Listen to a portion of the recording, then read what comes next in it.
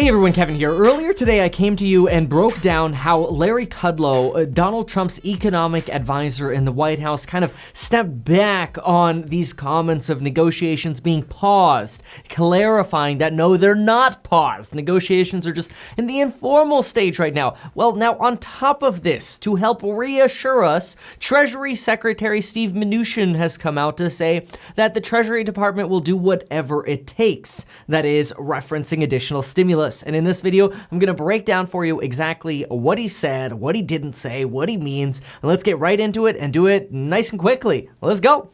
So here's a quick play-by-play of Steve Mnuchin's interview with Chris Wallace from Fox News. Chris says, look, the Bureau of Labor Statistics says real unemployment for April is 22.8%, but that does not include 7 million who have lost their jobs since then. Aren't we talking about 25% unemployment then? Steve goes on and says, yes, we could be, and he says the numbers will probably get worse before they get better, but next year is going to be great. And we keep hearing this from the White House, right? That next year is going to be great. We closed the economy. But then Chris snaps back and says, but wait a minute, job losses are widespread. They're not just in retail and travel, in restaurants. In fact, white-collar workers are getting laid off. Government workers are getting laid off. And we have major bankruptcies at companies like J.Crew and Neiman Marcus. And the Congressional Budget Office, which is nonpartisan, it doesn't take sides like me, it's not left, right, or center, it's just trying to provide you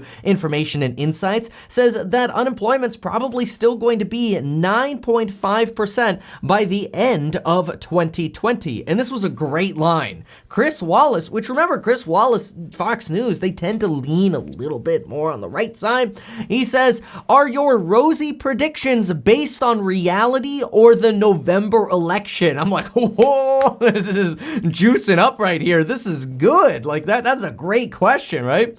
And so Steve Mnuchin replies, let me just start by emphasizing, first of all, that these numbers impact real people, blah, blah, blah. You're going to have a very bad second quarter. That's not very good. But Steve Mnuchin goes in to say that his predictions are based on three things in terms of why he thinks next year's going to be such a great market. He says the rate of reopening in a careful way based on talks he's had with other professionals and doctors and the confidence that he sees in our country's ability to get a vaccine by the end of the year. So there are your three things, the reopening, doctors, and vaccines. Okay.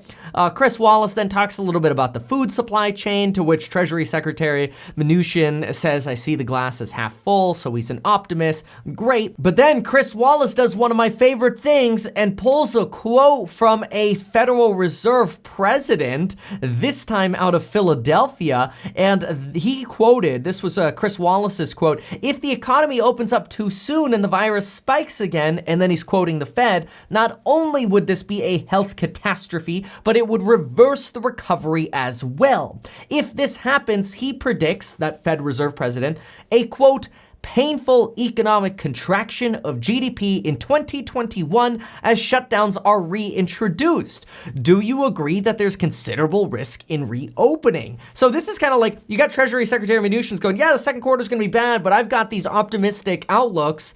And Chris Wallace is like, well, your Fed presidents aren't saying that. They think there could be a painful contraction next year. To this, Mr. Mnuchin says, if we do this carefully, I don't think there's considerable risk. So this is kind of, his opinion. Okay. But this is where things get fun. Chris Wallace hits right on the note of stimulus and says, hey, if there's going to be another response from Washington, what's it going to look like? We're expecting Nancy Pelosi to introduce a phase 4. And then Chris Wallace says, but the president says, we're in no rush. We want to see what they have, referring to Democrats. We want to see what the Democrats have. We know this. We've already talked about that a bunch on this channel. Obviously, we know the White House is hanging out, waiting to see what the Democrats propose, and the Democrats are in talks with the Republicans and the president, pre-negotiating it. We got it. A lot of this is political posturing, but we want to get into the stuff that Treasury Secretary Mnuchin is saying here.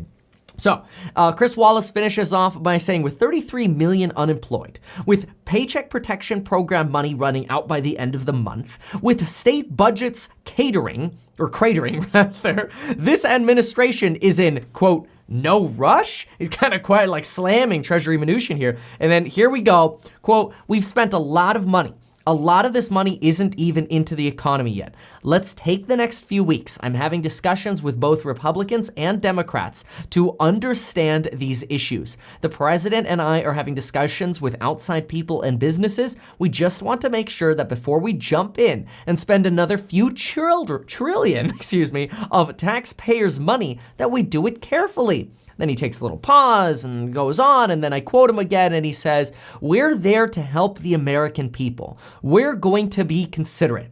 And if we need to help the American people in he put emphasis on the word in every aspect of this, I've said before, we're willing to spend whatever it takes, but whatever it takes needs to be done carefully." I mean, that's pretty good. It doesn't help that we're frustrated because it's like, well, where is that help? Like, let's get going. And we know we're waiting like anxiously here for a solid Monday, Tuesday to see what this new bill is going to look like, CARES Act 2. We know that the House is expected to vote on it this week, which means the Senate could be voting on this by Friday or next week, and it could be on Donald Trump's desk theoretically within 8 to 10 days max. It's probably going to take 2 to 3 times as long, but we'll see.